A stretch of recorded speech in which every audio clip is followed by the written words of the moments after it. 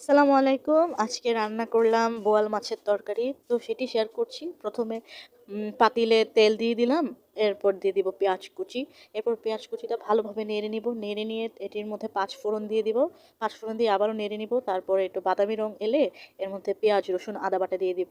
এরপর হলুদের গুঁড়া দিব। এরপর দিব ধনিয়া গুঁড়া। এরপর দিব মরিচের গুঁড়া। এরপর দিব হচ্ছে ৫ ফোড়ন আর জিরার গুঁড়া দিয়ে ভালোভাবে পানি দিয়ে একটু কষিয়ে নিব ভালোভাবে।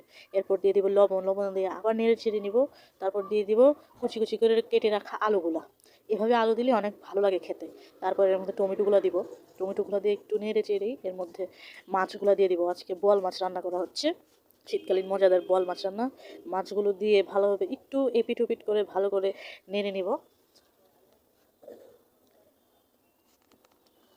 বোয়াল মাছ কার কার পছন্দের খাবার একটু কমেন্ট করে জানাবেন সবাই। তারপরে যখন মাছগুলো কষানো হবে তখন এতে গরম পানি দিয়ে দেওয়া হবে। গরম পানি দিয়ে